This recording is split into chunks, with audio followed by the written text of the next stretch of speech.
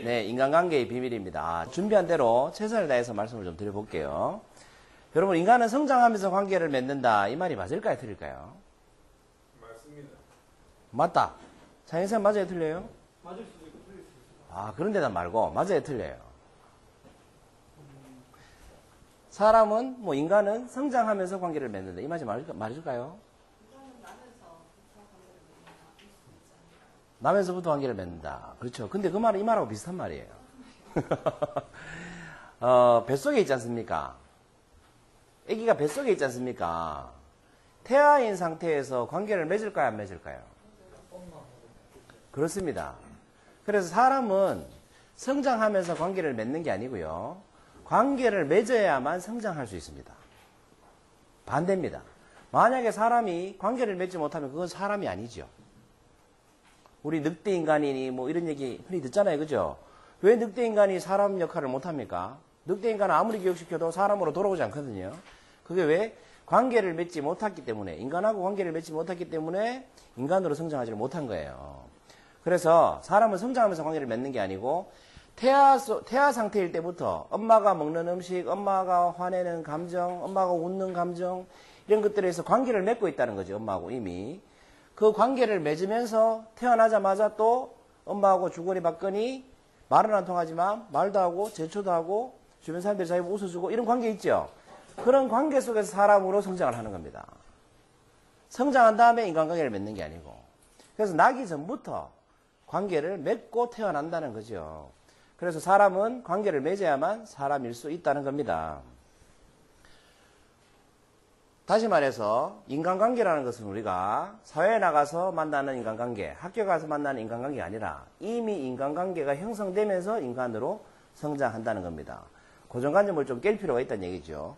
그렇다면 이런 인간관계의 핵심은 뭐겠습니까? 여러분, 밤송이가 있습니다. 제가 오늘 인증식이 있어서 강의는 되도록이면 50분 내로 끝내려고 합니다. 그럼 이 인간관계의 핵심은 뭘까요? 여러분, 밤송이를 보고 못 먹는 거야, 이거는 못 먹는 거야 라고 말한다면 그건 사실입니까? 아닙니까? 아닙니다. 그죠? 그 모습만 보면 이거 어때요? 가시투성이니까 먹지 못하는 거잖아요. 그런데 우리가 뭘 봐야만 이게 먹을 수 있는 거라고 알 수 있을까요? 본질을 봐야 된다는 거죠. 그래서 인간관계의 핵심은 겉으로 드러나는 그 사람의 모습이나 태도나 이런 것들이 아니고 그 사람의 본질을 볼 수 있어야 인간관계가 제대로 형성이 될 수 있다는 겁니다. 그렇다면은 이 인간의 본질은 뭐겠습니까? 인간의 본질. 예를 들어서 이런 질문을 한번 던져보죠. 태양에 임자가 있습니까, 여러분? 그럼 달에 임자가 있습니까? 그럼 공기에 임자가 있습니까? 모든 자연에 임자가 있습니까, 없습니까? 없습니다. 그죠? 그래서 인간의 본질은 뭐냐? 태양에 임자가 없다는 말은 뒤집어 얘기하면 내가 태양이라고 말을 하기 때문에 태양이 존재할 수 있는 거죠. 만약에 내가 존재하지 않으면 태양도 존재할 수가 없죠. 그렇지 않습니까? 그래서 인간의 본질은 우주의 중심이라는 겁니다. 이 인간 자체가. 이 말 이해되세요? 수홍쌤 이해 안 되세요? 좀 와닿지는 않습니다. 안 와닿습니까? 다시 말해서 앞에 창현씨가 있잖아요. 다른 말로 하면 앞에 창현씨가 있잖아요. 그런데 정승구 쌤이 이 자리에 없으시면 앞에 있는 창현씨도 없는 거죠. 그래서 모든 사물이나 자연의 존재 자체는 내가 존재함으로써 존재하는 거예요. 나의 존재 자체가 없다면 아무 의미가 없어진다는 거죠. 그렇지 않아요? 그래서 불교에서 말하는 왜 부처님이 석가가 태어나자마자 신격화해서 사방으로 몇 발자국을 걸으면서 천상천하 유아독존이라 외쳤다라는 말은 곡해하면 거만하게 들리는 말인데 그 원래 의미는 인간의 존엄성을 표현하기 위해서 한 말이라고 하잖아요. 그 나가 있기 때문에 우주가 존재한다는 거죠. 그래서 인간의 본질은 인간 자체가 우주의 중심이라는 겁니다. 왜? 그 우주가 나라는 존재가 없으면, 인간이라는 존재가 없으면 그 우주도 없기 때문에. 무슨 말인지 이해되시죠? 그래서 인간의 본질은 우주의 중심입니다. 창현 씨 너무 심각하게 보지 마세요. 부담스러워요. 자, 우주의 중심이라는 겁니다. 그러면 우리가 말하는 이 우주의 중심은 인간의 우주의 중심인데 이 우주의 중심은 자연과 하나일까요? 다른 걸까요?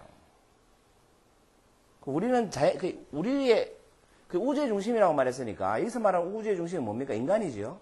그럼 이 인간은 자연과 하나인가? 아닌가? 라는 질문을 던져본다면 하나예요? 아니에요? 하나라는 겁니다. 여러분 우리가 증명을 한번 해봐 드릴게요. 목숨을 유지하기 위해서 필요한 것들이 뭐가 있을까요? 이거 없으면 목숨이 끊어져요. 공기 맞습니다. 또 물 맞습니다. 또 음식 맞습니다. 또 햇빛 맞습니다. 그렇죠? 음식은 인간이 만든 거라고 치면 완전 자연적인 것은 햇빛, 공기, 물 이런 것들이죠. 만약에 이런 것들이 없으면 인간이 살 수 있어요? 없어요? 못 살지 않습니까? 그런데 이걸 돈 주고 삽니까? 공짜입니까? 공짜라는 거 아닙니까? 왜 공짜인가를 제가 곰곰이 생각해 봤어요. 자연이니까. 인간이 자연의 일부니까 자연은 자연한테 공짜로 주잖아요. 거래 관계가 아니라는 거지. 인간 자체가 자연의 일부이기 때문에 공짜일 수밖에 없다는 거죠. 그런데 인간이 만들어낸 것들은 공짜가 아니죠. 자연이 우리한테 주는 것은 없어지면 목숨이 끊어질 정도로 중요한데도 불구하고 공짜입니다. 그런데 인간이 인위적으로 만들어낸 건 뭐예요? 자동차, 집, 다이아몬드, 보석 이런 것들은 어때요? 엄청나게 비싸다는 거예요. 없어서 죽지도 않는데도 불구하고. 왜? 그것들은 자연이 아니기 때문에. 그래서 어떻게 보면 인간이 사는 모습이 참 불쌍하기도 해요. 공짜로 목숨을 유지시켜주는 것에 대해서는 감사할 줄 모르고 돈 때문에 없다고 죽지도 않는 그 돈 때문에 비참하게 살거나 자살을 하거나 이렇게 사는 게 인간이기 때문에 어떻게 보면 인간이 참 한심할 수도 있어요. 그죠? 그러니까 자연으로 돌아가라라는 말을 자꾸 하는 이유가 자연으로 돌아가면 모든 것이 사는 데 필요한 것이 공짜이면서도 마음은 훨씬 더 즐겁게 살 수 있다는 얘기입니다. 그래서 목숨을 유지하기 필요한 것들은 공짜입니다만 이런 것들을 우리가 자연현상이라고 하죠. 공기는 항상 있고 해는 항상 뜨고 바람은 항상 불고 이런 것들을 자연현상이라고 하지 않습니까? 그러면 자연현상을 결정하는 건 뭘까를 한번 생각해 볼 필요가 있어요. 우리가 말하는 자연현상을 결정하는 건 뭘까를 생각해 볼 필요가 있습니다. 새 두 마리가 있습니다, 여러분. 이 새 두 마리가, 그 새는 노래한다. 1번. 새는 운다. 2번. 1번이라고 생각하시는 거예요. 한 분. 뭐예요? 한 분, 두 분, 세 분, 네 분. 아, 새는 운다. 손 들어보세요. 그렇군요. 우리 병일 씨 기분이 지금 어떠세요? 울고 싶습니다. 왜 울고 싶습니까? 아니, 어쩌다 보니까 분위기를 위해서 손든 거예요. 여러분, 새는 운다고 생각하는 사람도 있고, 노래한다고 생각하는 사람도 있잖아요. 그런데 여러분은 항상 새는 노래한다라고 얘기하십니까? 아니면 새가 운다라고 표현하실 때도 있었습니까? 그렇죠? 그게 어떨 때는 운다고 표현하고, 어떨 때는 웃는다고 표현하고 사시지 않습니까? 어떨 때는 노래한다고 표현하고. 그렇죠? 그럼 새라는 것도 역시 자연의 일부인데, 우리가 자연현상이잖아요. 새가 노래하는 것도. 새가 노래한다, 새가 운다는 것을 보고, 우리가 운다라고도 하고 노래한다라고도 하는 이유는 뭐예요? 자연에 의해서 자연현상이 결정되는 것이 아니고, 뭐가 그 자연현상을 결정하는 겁니까? 바로 우리의 상태가 결정한다는 거죠. 그 우리의 상태 중에 뭐가? 우리의 감정 상태가 바로 자연현상을 결정한다는 겁니다. 내 감정이 즐거우면 새가 노래하고 있는 거고, 내 감정이 굉장히 우울하면 저 새도 따라 울고 있는 거고, 물 흐르는 소리도 어때요? 내 기분이 굉장히 좋으면 물들이 어떻습니까? 음악 소리를 내면서 흘러가고 있는 거고, 내 기분이 굉장히 우울하면 물이 어때요? 울면서 흐르고 있는 거고. 그런 거 아닙니까? 그래서 모든 자연현상을 결정하는 것은 그 자연을 보는 인간의 감정 상태가 결정한다는 겁니다. 그렇다면 이 감정의 근원은 뭐겠습니까, 여러분? 제가 질문하고 답하고 이렇게 꼬리에 꼬리를 물고 넘어가고 있습니다. 우리 그 감정의 근원은 뭐겠습니까? 두 사람이 있었습니다. 한 명은 대학자고 한 명은 이제 수행자였습니다. 그 두 사람이 이제 대화를 하다가 학자가 수행자한테 물었습니다. 나를 보면 무슨 생각이 드느냐? 이제 절에 가서 참선을 하면서 물었거든요. 그래 학자가 수행자한테 물었습니다. 나를 보면 무슨 생각이 드느냐? 그랬더니 그 수행자가 하는 말이 당신은 부처님처럼 보입니다. 이렇게 얘기를 했어요. 당신은 뭘로 보이는 줄 아느냐? 학자가 다시 물었습니다. 나는 뭘로 보입니까? 얘기해보세요 하니까 당신은 마치 쇠똥처럼 보입니다. 이렇게. 쇠똥이 뭔지 아시죠? 쇠똥? 소똥. 소똥처럼 보입니다. 이렇게 얘기를 했습니다.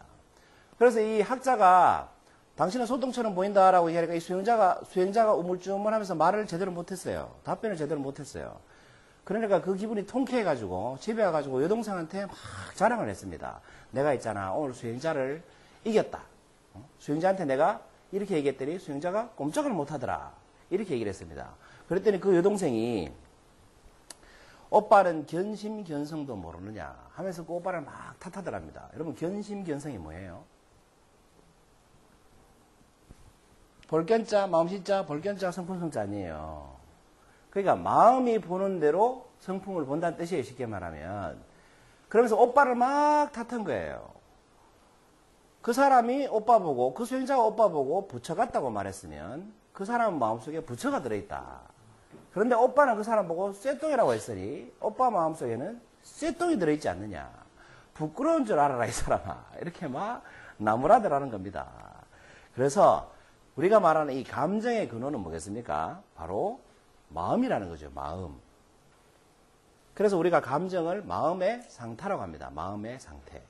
마음을 표현하는 것이 우리의 감정 아닙니까? 그죠? 그래서 감정을 마음의 상태라고 하는 겁니다. 그렇다면 우리가 말하는 이 마음의 뿌리는 어디에 있겠느냐를 생각해 볼 필요가 있습니다. 이걸 한번 읽어와 주실래요?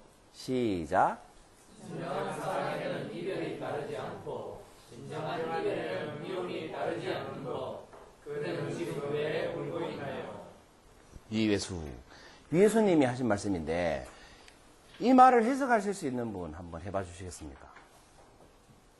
진정한 사랑에는 이별이 따르지 않는다. 왜 그럴까요? 가장 연륜이 오래되신 우리 나정일 선생님 생각 한번 들어봅시다. 나정일 선생님 왜 진정한 사랑에는 이별이 따르지 않고 진정한 이별에는 미움이 따르지 않는 법이고 근데 그대는 왜 울고 있나요? 이렇게 말했어요. 왜 그런 것 같아요? 사람이 진정으로 사랑하면 이별 자체도 사랑을 해요. 그래서 박수 한번 주세요. 야. 이별 자체도 사랑이기 때문에 그런 것 같습니다.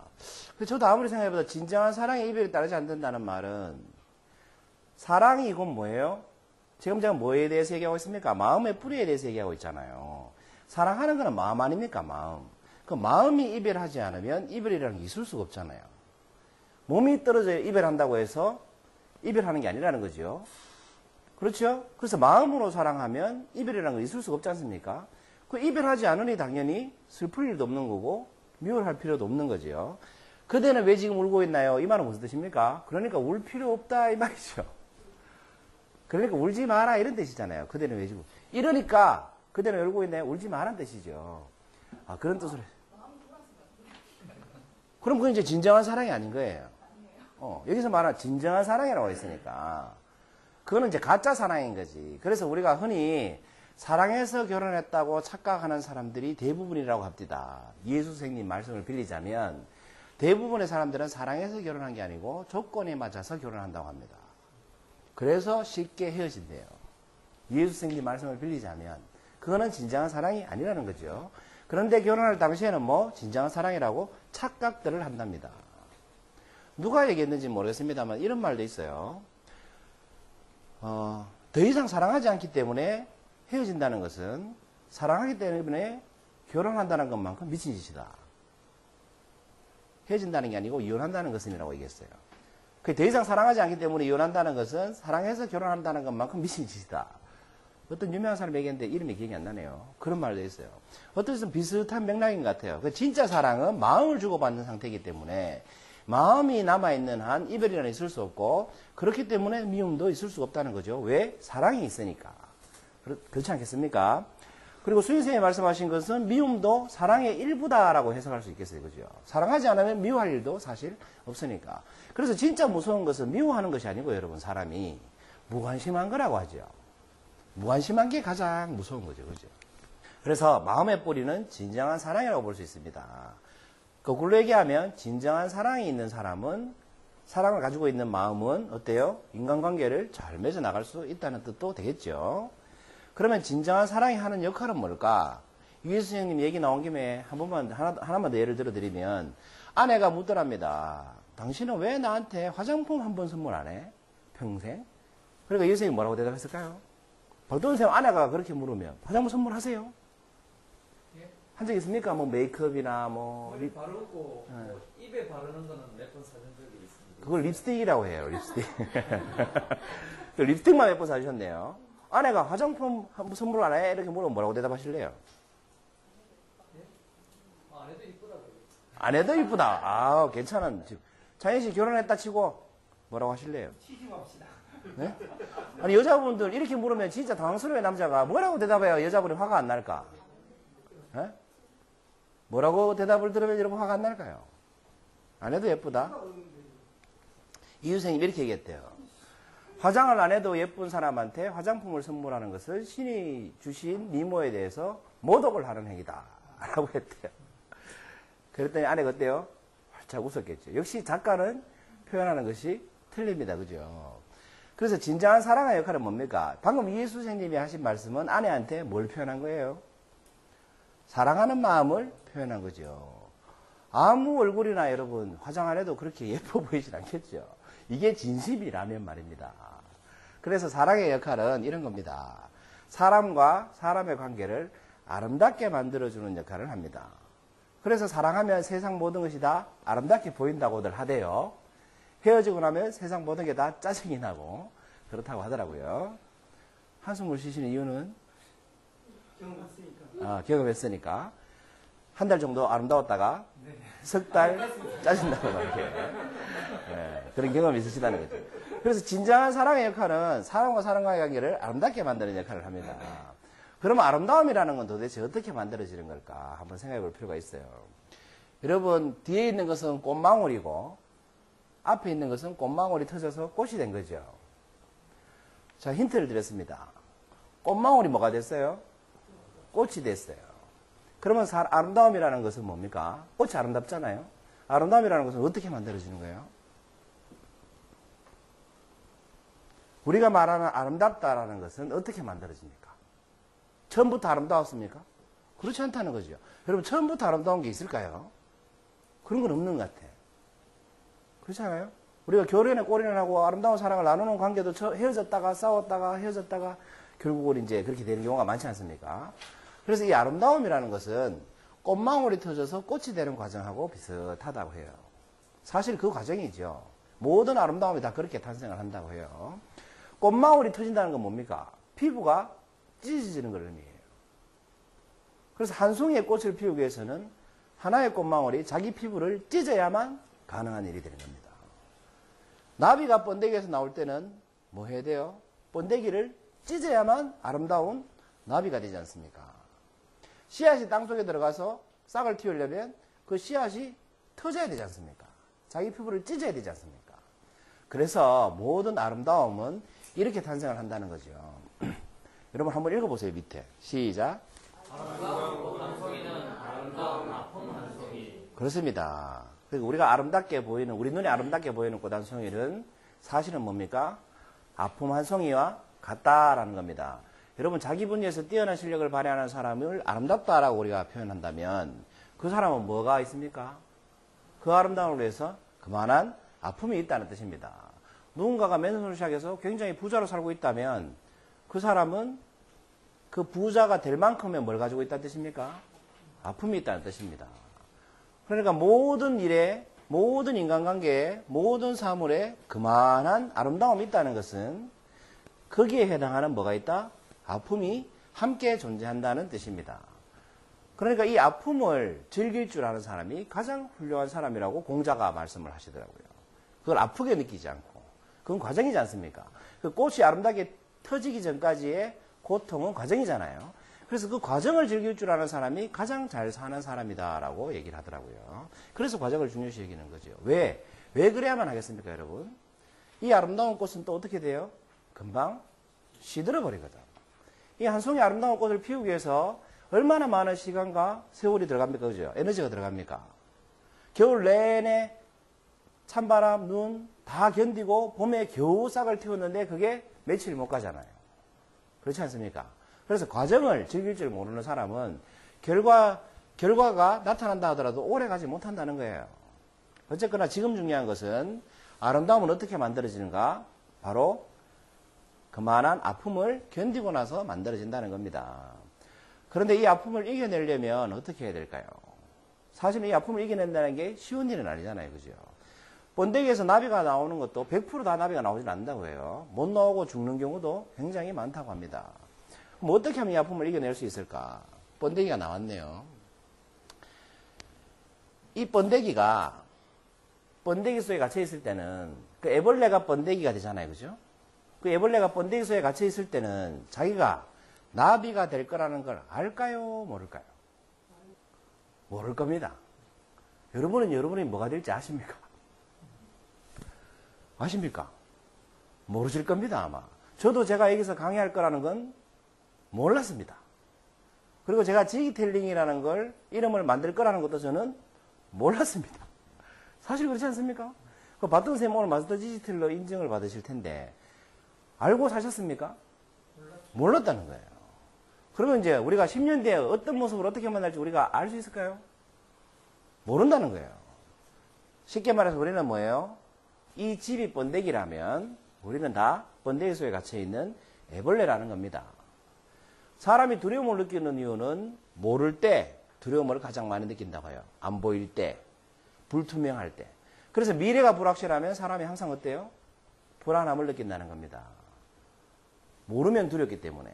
그래서 이 번데기 속에 갇혀있는 애벌레는 굉장히 두려울 겁니다. 자기 미래를 아무리 생각해봐도 자기는 나비가 될 거라는 걸 모르는 상태에 있기 때문입니다. 그래서 견디기가 사실은 힘든 겁니다. 그렇지 않습니까? 또 내가 도대체 이 번데기 속에 며칠 동안 갇혀 있어야 되는지 사람은 알까요? 모를까요? 이 애벌레는 알까요? 모를까요? 모른다는 겁니다. 그럼 우리 인간은 압니까? 우리도 자연의 일부니까 원리는 다 똑같죠? 생각해보면. 그럼 우리가 이 상태로 얼마나 더 살지를 압니까? 모른다는 겁니다. 모르기 때문에 더 견디기가 힘들고 답답한 거죠. 그렇지 않습니까? 그래서 아픔을 이겨내려면 이 두려움을 극복할 수 있어야 되는데 그 극복하는 방법이 뭐겠습니까? 사실은 정말 쉽습니다. 무조건 견디는 겁니다. 무조건 견디는 거. 언제까지? 될 때까지. 방법은 그거 하나밖에 없습니다. 더 좋은 방법 있으신 분 얘기해 줘 보세요. 방법은 그것밖에 없는 것 같아요. 아무리 생각해도. 유해수 선생님은 이런 경우를 조낸 견디기라고 하시더만. 조낸 견디기. 그러니까 여러분, 우리가 아픔이 있을 때 그 아픔을 이겨내는 방법은 그 아픔이 없어질 때까지 견뎌내는 수밖에 없습니다. 그런데 견딜 때 한 가지는 분명히 알 수 있는 게 있습니다. 이 아픔은 없어질 거다, 안 없어질 거다? 없어질 거라는 거죠. 왜 없어진다는 걸 확신할 수 있습니까, 여러분? 여러분 다 없어진다고 하셨는데 뭘 기준으로 없어진다는 걸 확신하십니까? 인간이 자연의 일부이기 때문에 그렇습니다. 자연의 현상은 어때요? 해가 뜨면 무조건 지고, 달이 뜨죠? 달이 뜨고 나면 무조건 해가 뜨고, 봄이 오면 무조건 여름이 오고, 여름이 오면 무조건 가을이 오잖아. 우리가 믿거나 말거나 온다는 거 아닙니까? 순환되잖아요, 그죠? 그래서 아픔을 무조건 견디면 무조건 아픔은 없어진다는 겁니다. 자연의 법칙이기 때문에. 그래서 의심할 필요가 없다는 거죠. 그렇죠? 그래서 아픔을 이겨내려면 아름다움은 아픔에서 탄생하고 그 아픔은 인내함으로써 극복할 수 있다는 겁니다. 꽃망울이 터지는 아픔을 인내했기 때문에 터질 때까지 자라는 기간을 인내했기 때문에 꽃망울을 터뜨릴 수 있는 거하고 똑같죠. 그러면 인내하는 방법이 있습니다. 여러분 가지 많은 나무에 바람 잘 날 없다라는 얘기 들어보셨죠? 그리고 폭풍이 오고 나면 가끔 나무가 이렇게 픽 쓰러져 있는 것도 보시죠. 그럼 폭풍이 왔을 때 나무가 탁 쓰러져 있는 걸 보시면 나무 둥치가 쓰러져 있습니까? 나무 가지가 쓰러져 있습니까? 나무 둥치가 쓰러져 있습니다. 그럼 나무 가지가 힘이 셉니까? 나무 둥치가 힘이 셉니까?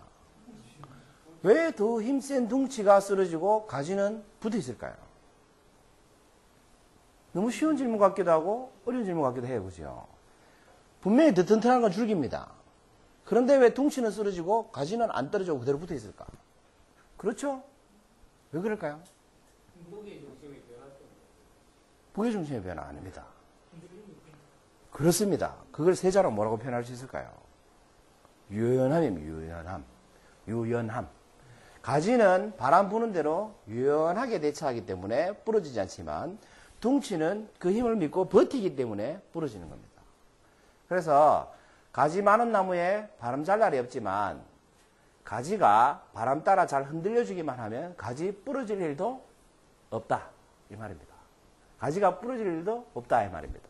그래서 인내를 하는 제일 좋은 방법은 유연하게 대처하는 거죠. 유연하게 대처한다는 것은 관계를 잘 맺는다는 걸 의미합니다. 이제 인간관계에 대한 여러분 개념이 나오기 시작하죠.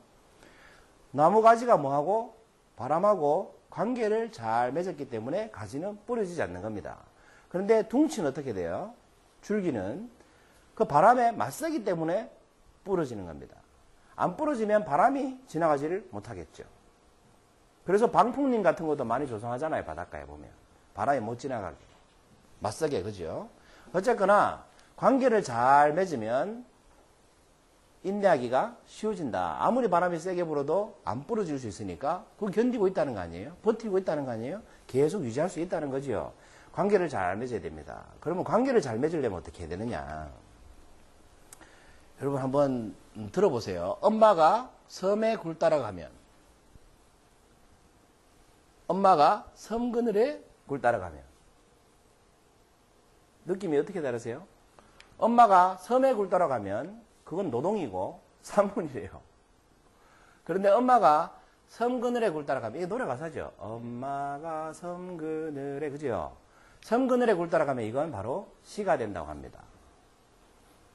무슨 차이가 있을까요? 엄마가 섬에 굴 따라간 거하고 섬 그늘에 굴 따라간 거하고는 어떤 차이가 있을까요? 관계를 잘 맺는다는 차원에서 보면.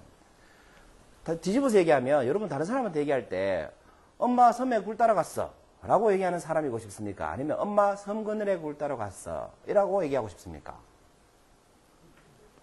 두 번째죠. 두 번째. 두 번째 말이 듣기가 더 좋으시죠. 뭘 자극하기 때문에? 바로 감성을 자극하기 때문입니다. 그래서 여러분 관계를 잘 맺으려면 감성을 잘 자극해야 됩니다. 감성을 잘 자극하려면 일단 감성이 풍부해야 됩니다. 내가 못 느끼는데 무슨 감성이 자극할 수가 있겠습니까? 그죠? 다른 사람들은 막 웃고 즐거운데 나는 아무렇지도 않고 그냥 무뚝뚝해요. 그런데 다른 사람한테 어떻게 기쁨을 표현할 수 있겠습니까? 그죠? 그래서 여러분 관계를 잘 맺는 사람은 어때요? 대부분 감성이 굉장히 풍부합니다. 잘 웃고 적극적이고 말도 어때요? 굉장히 리듬감 있게 분위기를 띄우듯이 말을 하지 않습니까? 그렇죠? 축 처지게 말을 하고 우울하게 말을 하면 주변 사람들도 다 우울해집니다. 그래서 사람은 감성이 풍부해야 됩니다. 다른 사람 감성 말고 일단 자기 감성이 풍부해야 됩니다. 감성이 풍부하다는 건 간단해요. 뭘 잘 표현하면 돼요?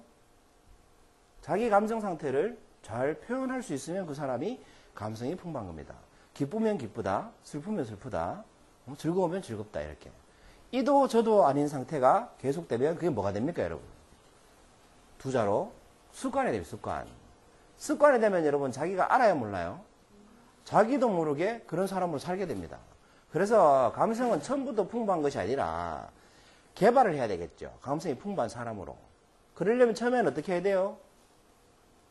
인위적으로 해야 돼요. 인위적으로.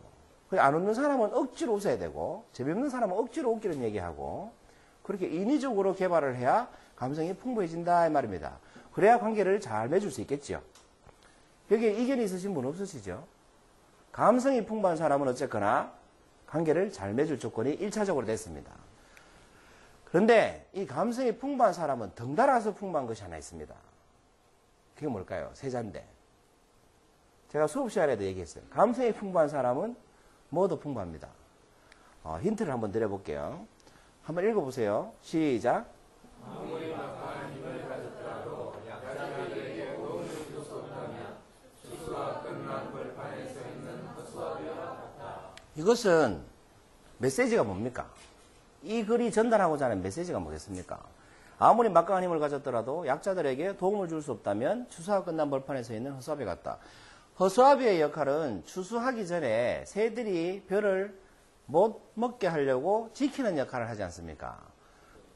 그래서 새들이 볼 때는 허수아비는 막강한 힘을 가진 존재 아니에요. 허수아비 때문에 못 먹으니까. 그 수많은 새들이 허수아비 하나 때문에 접근을 못하니까. 그런데 추수 끝난 들판에 허수아비는 뭐예요? 아무 쓰잘데기도 없는 쓰레기에 불과하다 이 말입니다. 그렇기 때문에 뒤집어 얘기하면 뭐예요? 힘이 있을 때 누군가에게 도움이 돼주라는 얘기죠. 그렇지 않으면 그 사람은 뭐 허허벌판에 허수아비에 불과한 사람이 될 테니까. 그래서 다른 사람을 도와주라는 얘기가 됩니다. 잘 도와주라는 얘기입니다. 다른 사람을 잘 도와주려면요, 뭐가 풍부해야 됩니다. 아니요. 그렇습니다. 어떻게 하셨을까? 감수성이 풍부해야 됩니다. 감수성이 풍부해야 됩니다. 그 감성이 풍부한 사람은 자기가 잘 느끼잖아요. 감성과 감수성은 여러분 다릅니다.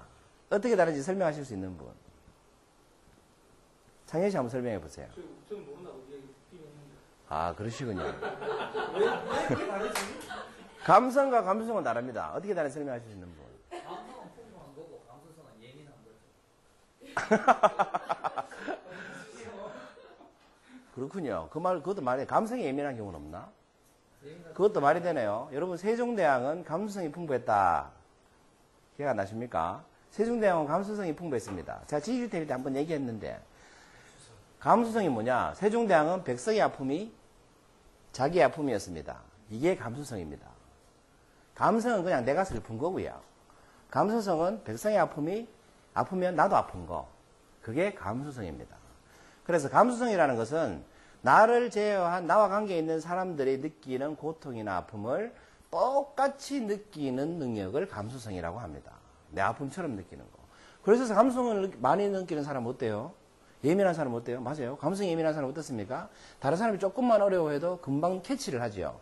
그리고 도와주려고 합니다. 그런데 감성이 예민하지 않은 사람은 어때요? 자기 일 아니면 신경도 안 쓰죠. 아프거나 말거나. 아픈지조차 모른다 이 말입니다. 그래서 인간관계 잘 맺으려면 뭐가 풍부해야 된다? 일단 감성이 풍부해야 된다 그랬어요. 감정이 있어야 된다는 거지. 느끼지 못하면 아무것도 할 수 없으니까. 그리고 그 감성이 풍부한 사람은 덩달아 감수성도 풍부할 수 있다는 겁니다. 감성이 풍부해야만 다른 사람한테 내가 해줄 게 생기는 거죠. 해줄 게 없이 힘만 있고 권력만 있고 명예만 있고 그러면 뭐예요? 허허벌판에 허수아비 같은 거라는 겁니다. 그래서 제일 슬픈 인생이 그거라고 하대요.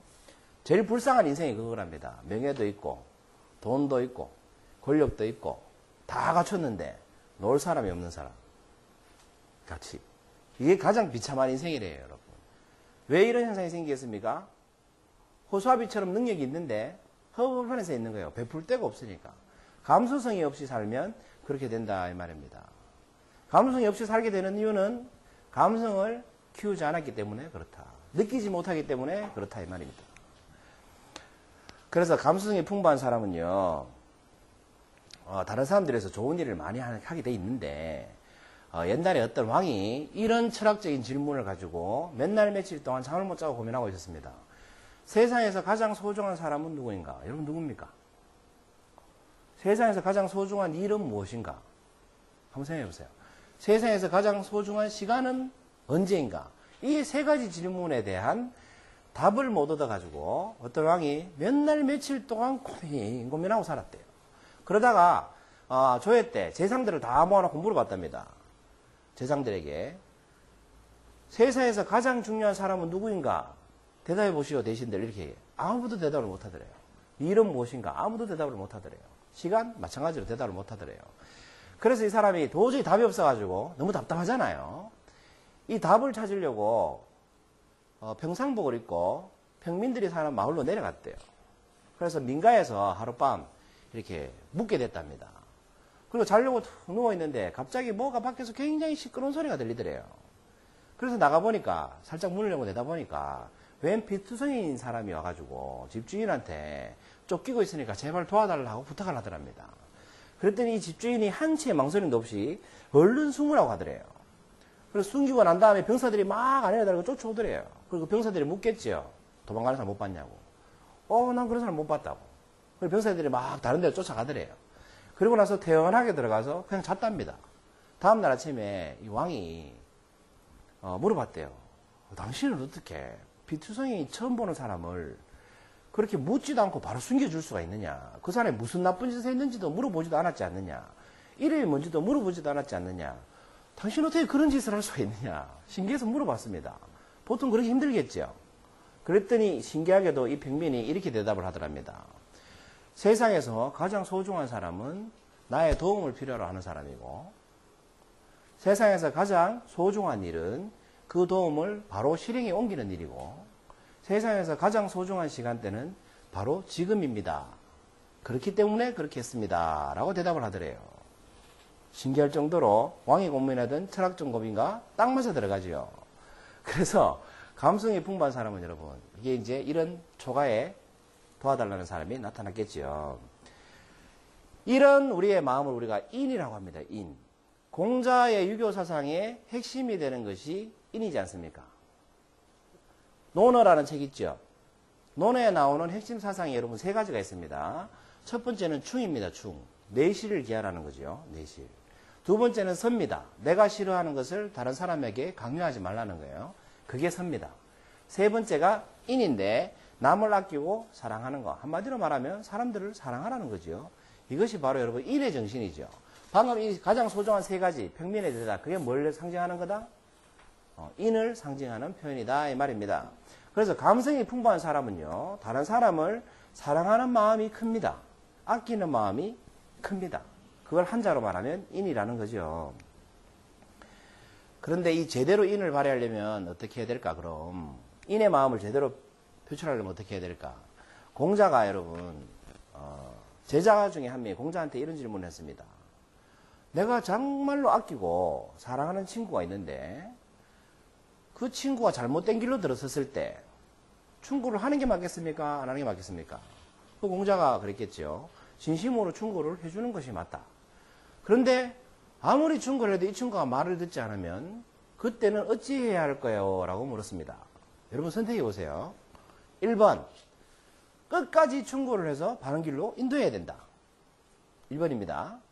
2번 진심으로 충고하되 더 이상 강요하지 않는다. 2번. 정말 아끼는 친구예요. 1번 손 들어보세요. 저는 굉장히 이게 헷갈리더라고, 이 질문이. 한 분, 두 분. 기권은 없습니다, 여러분. 2번 손 들어보세요. 두 분만 1번이고 나머지 다 2번이시네요. 대단하십니다. 저도 1번에 가깝게 생각을 했는데, 그래서 억울할 때가 상당히 많았거든요. 1번을 선택하시게 되면 이런 결과가 나온답니다. 충심으로 충원해주고 도와주고 나중에 굉장히 욕 얻어먹고 비난받고 쓸데없는 데들 억울한 이렇게 된대요.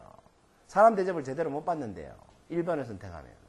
그래서 충고는 진심으로 하되 그 충고를 따르고 안 따르고는 그 사람에게 맡겨두는 것이 더 훌륭하다라고 합니다. 글로 표현하면 이렇게 됩니다. 여러분 한번 읽어보세요. 시작.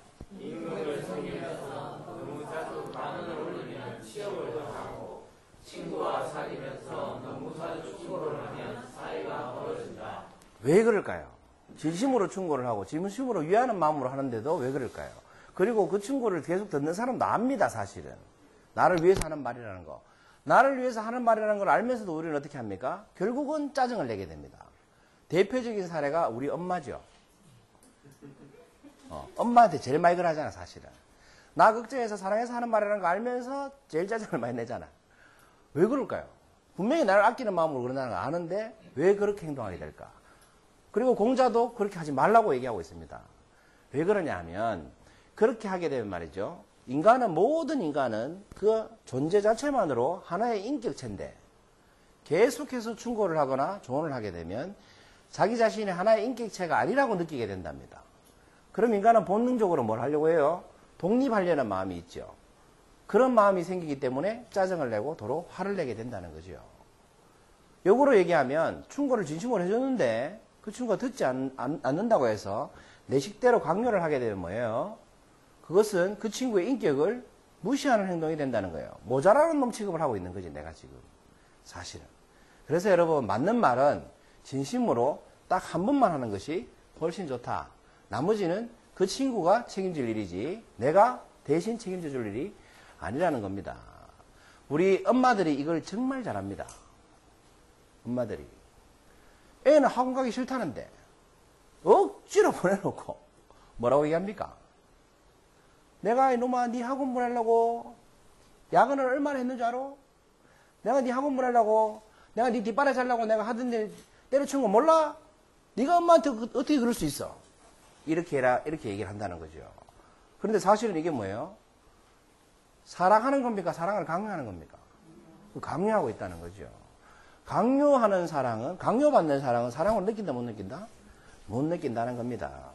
그래서 여러분, 인을 제대로 발휘하고 싶다면 항상 그 적절한 간격을 두고 인을 발휘하는 것이 효과적이다.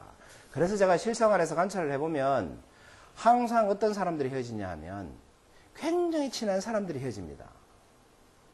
왜? 이 선을 넘어갔기 때문에. 그렇지 않아요? 여러분 적당히 친한 사람하고는 안 헤어집니다. 이 선을 넘어갈 일이 없기 때문에. 적당히 친하면 안 헤어져요. 부부는 이혼을 하지만 애인은 이혼을 안 하잖아. 결혼 안 했으니까. 결혼한다는 건 뭐예요? 둘이 만나서 하나 됐다는 거잖아. 애인은 아직 하나 되지 않은 상태잖아. 더 가까운 사이일수록 더 헤어질 가능성이 높다는 거예요. 왜? 이 간격을 지키지 않기 때문에 그렇습니다. 그래서 여러분 누군가를 오래 만나고 싶다면 인간관계를 오랫동안 유지하고 싶다면 적정한 선을 그어놓고 그 이상은 넘어가지 않는 것이 훨씬 좋다. 진심을 다 한다 하더라도 말입니다. 지금까지 말씀드린 거 기억 다 나십니까? 제가 글로 한번 요약을 해봤습니다. 한 줄씩 한번 읽어보세요. 시작. 네, 인간은 관계에 의해 만들어지고 관계의 핵심은 본질을 파악하는 관계의 핵심은 본질을 파악하는 것이다. 인간의 본질은 우주의 중심이며 우주의 중심은 자연과 합일한다. 네, 인간의 본질은 우주의 중심. 왜 우주의 중심이라고 했어요? 인간이 존재하기 때문에 우주가 존재할 수 있기 때문에 우주의 중심이라고 했다.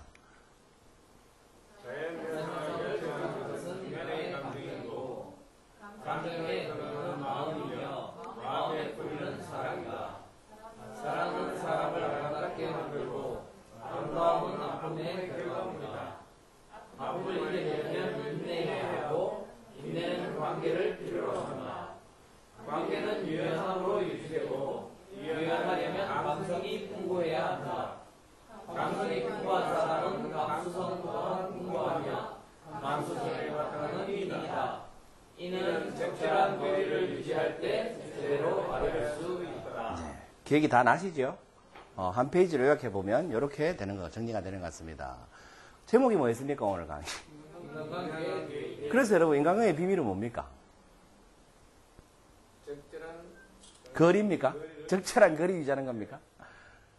오늘 저희 트레이닝 제목은 인간관계의 비밀이었습니다. 그리고 제가 지금까지 인간관계와 관련된 얘기들을 쭉 해드렸습니다. 사랑, 인내, 쭉쭉 얘기해.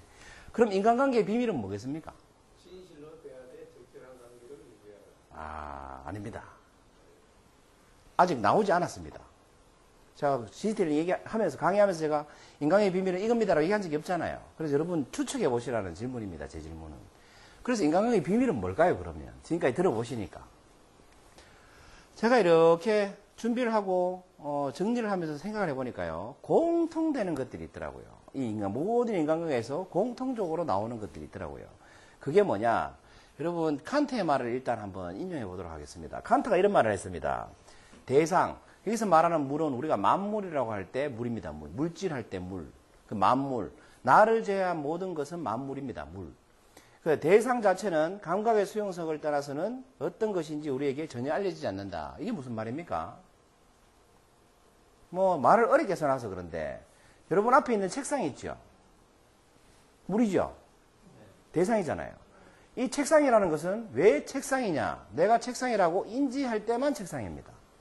이게 여기서 말하는 감각의 수용성을 따라서는 어떤 것인지 우리에게 알려지지 않는다. 내가 책상이라고 느끼지 못하면 이건 뭐예요? 책상이 아닌 거예요. 배가 고파 죽겠고 추워 죽겠어요. 그런데 앞에 책상이 하나 있어. 그럼 이건 책상이에요? 땔감이에요? 땔감이라는 거예요. 똑같은 책상에 있어도 내 감각이 땔감이라고 수용을 하게 되면 그건 땔감인 겁니다. 그래서 모든 사물은 감각이 수용할 때만 존재할 수 있다는 겁니다. 그리고 우리는 이 대상을 지각하는 우리의 방식을 알 수 있을 뿐이다. 이건 무슨 말이냐? 책상의 본질을 뭔지 설명하실 수 있는 분이 계십니까? 없다는 거죠.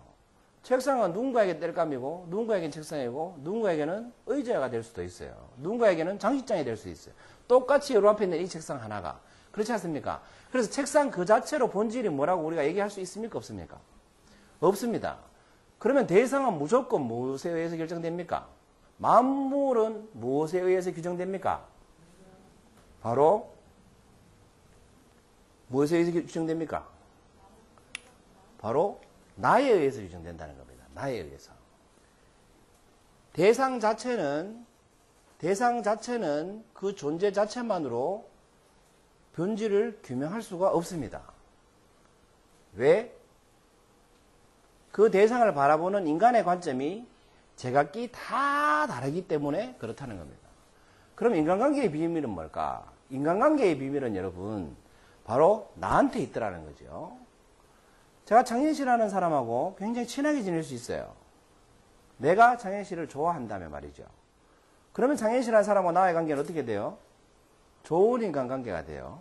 좋은 선후배가 되거나 형 동생이 되거나. 그런데 제가 장현 씨라는 사람을 증오해요. 꼴도 보기 싫어요. 그러면 장현 씨와 제 인간관계는 어떻게 돼요? 나쁜 인간관계가 돼요. 그러니까 장현 씨와 저의 인간관계의 비밀은 어디 있어요? 장현 씨한테 있는 게 아니죠. 그럼 장현 씨와 저와 인간관계가 나중에 쌤한테 있습니까? 삼자한테 있는 것도 아니죠. 오로지 누구만이 결정할 수 있다? 나라는 사람만이 결정할 수 있다는 거예요. 여러분 한번 생각해 보세요. 여러분이 맺고 있는 모든 인간관계에 대한 규정은 누가 합니까? 다른 사람이 내려줍니까? 내려줄 수 있습니까? 절대 없다는 겁니다. 여러분 주변에서 이 사람 괜찮다, 이 사람하고 살아라, 이 사람하고 결혼해라 한다고 결혼할 수 있습니까? 이 여자 괜찮다, 이제 정말 참하다, 결혼해라 할 수 있습니까? 못한다는 거지. 자기가 오케이 돼야만 할 수 있다는 거죠. 수용할 수 있다는 거죠. 그래서 제가 내린 결론, 사랑, 인내, 그 모든 것의 뿌리는 바로 내 상태에 있다는 겁니다. 그래서 칸트가 아니라 데카르트가 이런 말을 했잖아요. 나는 생각한다, 고로 존재한다. 이건 무슨 말이에요? 1번, 생각하기 때문에 존재한다는 뜻이다. 2번, 존재하기 때문에 생각할 수 있다는 뜻이다. 몇 번입니까? 아닙니다. 3번입니다, 정답은.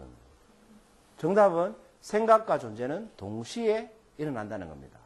왜? 존재하지 않으면 생각할 수 없고, 생각하지 않으면 존재할 수 없기 때문에. 왜 데카르트가 이런 말을 했는지 아세요? 사람의 존재에 대해서 철학자들이 왜 존재를 연구하는 사람 아닙니까? 철학의 뿌리는 인간 존재에 대해서 연구하는 학문이거든요. 그 존재에 대해서 막 연구를 해보니까 절대로 변하지 않는 진리가 하나 있더래요. 그 진리가 바로 내가 항상 생각하고 있다는 사실은 절대로 변하지 않더라는 겁니다. 내 목숨이 붙어있는 한. 심지어는 생각을 더 이상 안 해야지라고 할 때도 그 자체가 바로 생각이더라는 겁니다. 그래서 마지막에 데카르트가 내린 결론은, 인간이 존재한다는 결론은 생각한다고로 존재한다 이 뜻입니다. 동시에 일어난다는 거죠. 동시에 일어난다. 누가 규명하는 겁니까? 바로 내가 있기 때문에 규명이 된다는 겁니다. 그래서 제가 그랬죠. 우주의 중심이 나라고. 내가 있기 때문에 태양이라는 게 존재할 수 있는 거예요. 나에겐 태양이지만 누군가에겐 태양이 아닐 수도 있는 거 아닙니까? 그렇지 않습니까? 그래서 여러분, 제가 밝혀낸 인간관계의 비밀은 바로 자아입니다. 자아. 나입니다. 나. 그리고 더 이상은 제가 모르겠습니다. 왜? 여기 참석하신 분만큼의 내가 있기 때문에 여러분 모두 각자의 인간관계에 대한 기준이 있겠죠. 그래서 여러분 인간관계에 대한 비밀은 누가 가지고 있다? 여러분이 가지고 있는 겁니다. 그래서 제가 더 이상은 말씀드릴 자신이 없습니다. 여러분이 맺고 있는 인간관계의 비밀은 여러분이 찾아내시기 바랍니다. 경청해주셔서 감사합니다. 마치겠습니다. 네.